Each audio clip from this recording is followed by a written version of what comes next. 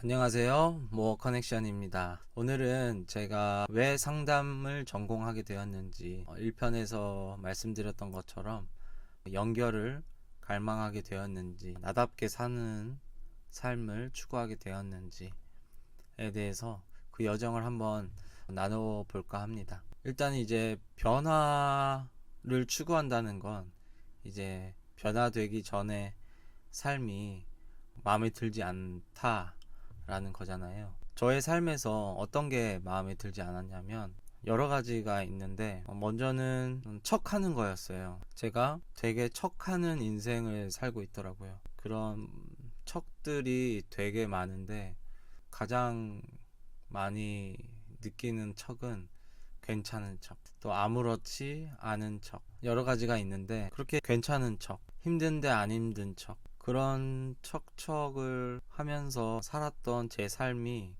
보이기 시작했어요. 아, 더 이상 척하면서 살기 싫다. 근데 이제 그런 척하는 삶이 뭔가 제가 의식적으로 한다라기보다도 그냥 몸에, 그냥 제 삶에 배어있는 모습이었던 것 같아요. 그냥 그러려고 그런 게 아닌데 그냥 그런 사람이 된 거죠. 그래서 솔직해지고 싶었던 것 같아요. 내 마음에, 내 어떤 감정에, 내 생각에 솔직해지고 싶다. 제 생각이, 제 어떤 욕구가, 저의 어떤 욕망이 부끄러운 건 아니라고 아니고 싶었어요. 저희가 인간이기 때문에 다양한 욕망과 욕구들을 가지고 있지만, 물론 이거를 100%다 말하고 다닐 필요는 없지만, 그래도 솔직할 수 있는 몇몇에게는 적어도 이것을 말할 수 있는 뭔가 그런 사람이고 싶었던 것 같아요. 그만큼 당당하지 못했고, 스스로에게. 그리고 남들 앞에서도 되게 당당하지 못했고 되게 위축되었던 것 같아요. 그런 저를 봤던 거죠. 그리고 또 하나는 제 삶에 제가 주도권을 가지고 있지 않다라는 느낌이었어요. 마지막 직장에서 상사가 이런 질문을 했어요. 내년도 계획이 어떻게 돼? 라는 질문이었는데 그 질문에 제가 계획이 없다라고 말을 했거든요. 근데 이제 그런 질문을 한 두 번 정도 받으니까 그런 생각이 들더라고요. 왜 내가 계획이 없지? 왜 나는 계획을 세우고 살아가지 않지? 라는 생각이에요. 왜 내 인생인데 왜 내 인생에 내가 관심이 없지? 참 이상하다라는 느낌을 받았어요. 내 인생의 주인은 난데 내가 계획하고 실행할 수 있는 주체가 난데 제가 제 인생에 가장 관심이 없는 것처럼 느껴지더라고요. 그래서 이 삶, 제 삶의 주도권을 내가 가지고 있지 않구나.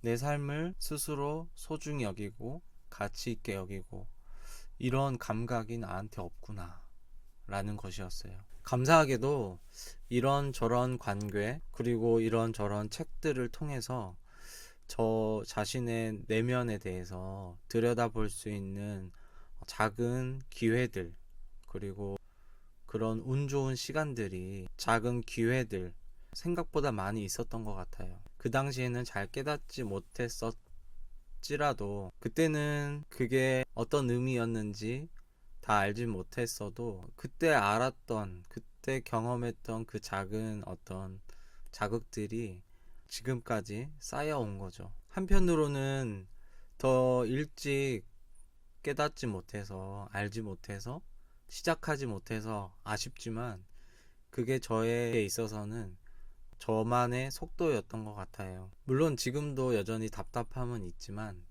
앞으로 또 계속 제 속도대로 갈 것을 또 알고 있기 때문에 그렇게 될 것을 알고 있기 때문에 너무 답답하기보다는 뭐 이렇게 유튜브도 하고 영상도 찍고 이야기를 하면서 새롭게도 또 통찰을 얻기도 하고 알아가는 과정인 거죠. 그렇게 마지막 직장에서 이제 좀 큰 충격을 받았어요. 충격이 어떤 것이었냐면 내가 나로 살아본 적이 없네? 라는 충격이었어요. 좀 추상적이지만 내가 원하는 거가 뭔지 모르네? 나는 뭘 원하는 사람이지? 그 질문이 저한테 들어온 거예요. 난 뭘 잘할 수 있지가 아니라 난 뭘 원하지? 였어요. 그런데 왜 원하는 게 뭔지 모르겠지? 이런 어려운 질문 앞에 섰던 거죠. 그래서 그때부터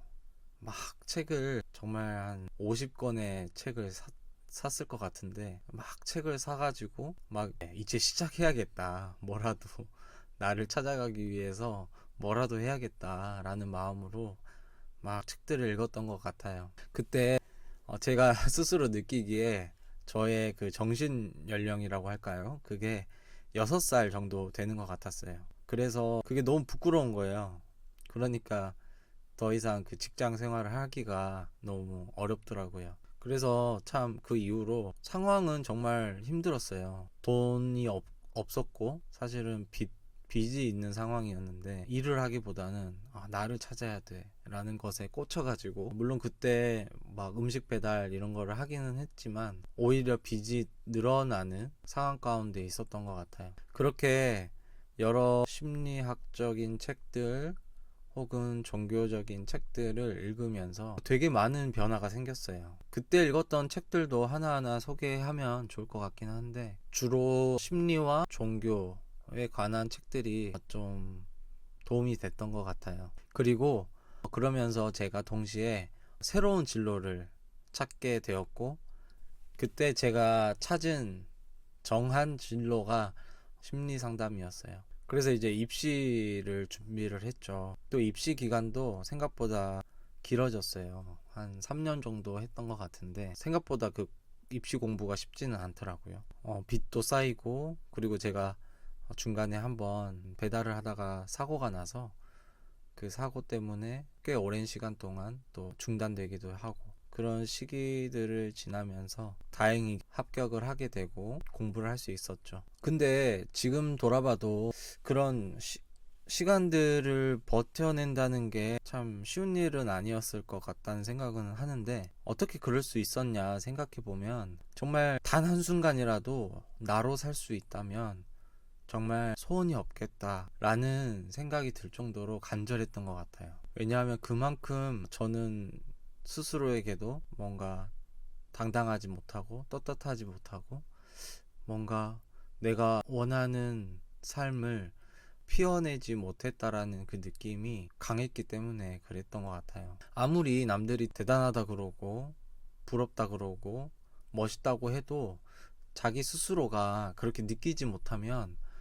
그게 대단한 게 아니잖아요. 그래서 스스로 뿌듯할 수 있는 뭔가 그렇게 느낄 수 있는 사람이 되어야겠다가 어떻게 보면 저의 목표였는데 이 목표를 가장 단순하게 표현해주는 문장이 있는데 그게 우는 자들과 함께 울고 기뻐하는 자들과 함께 기뻐할 수 있는 사람. 그게 저의 목표였던 것 같아요. 왜냐하면 우는 사람과 같이 울고 기뻐하는 사람과 같이 기뻐한다는 게 저한테는 불가능했거든요. 척은 할 수 있는데 진심으로 우러나오지는 않더라고요. 그래서 진심으로 우러나오는 사람이 되고 싶다. 가끔 그런 사람들 있잖아요. 정말 옆에서 같이 기뻐해주고 같이 눈물 흘려주는 그런 사람들 있잖아요. 흔치는 않지만 그런 사람이 된다라는 게 굉장히 제가 생각할 때는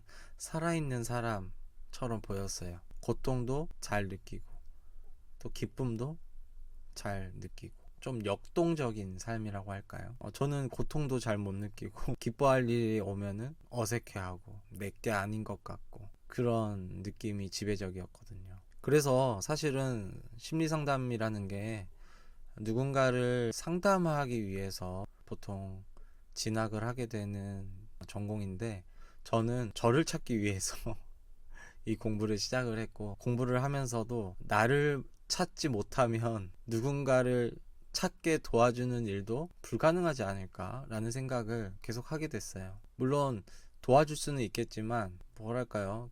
그것 또한 너무 기계적인 삶 같아요. 정말 내 이야기를 진심으로 할 수 있고 또 내 이야기를 진심으로 들어주는 어떤 한 사람이 있다는 것 자체가 내가 나로 살아갈 수 있게 해주는 어떤 힘이라고 할까요?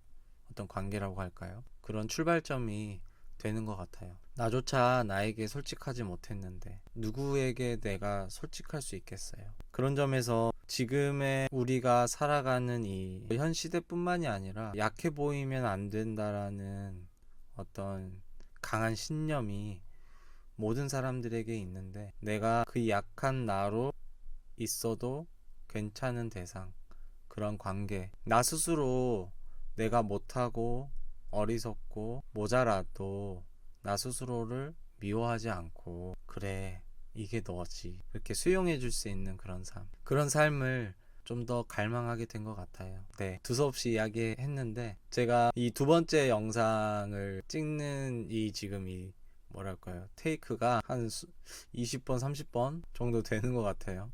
계속 마음에 안 들고 제가 무슨 말을 하는지 잘 모르겠어서 계속 지우고 다시 하고 지우고 다시 하고 했는데, 이번 거는 그냥 적당히 편집해서 내보내려고 해요. 계속 다시 지우고 다시 하고 지우고 다시 하고 하면서, 아, 내가 계속 또 괜찮아 보이려고 하는구나, 내가 유능해 보이려고 하는구나, 내가 전문성을 보여주고 싶어 하는구나, 여러 가지 부담이 계속 들어오더라고요. 그래서 틀리든 안 틀리든 그냥 내 이야기를 해보자 라는 생각으로 이번 영상을 찍었습니다. 어떻게 들리실지 모르겠지만 앞으로도 계속 이런 비슷한 영상들, 또 내 경험들, 또 새롭게 얻은 통찰들을 이 모어 커넥션에서 함께 나누고 싶습니다.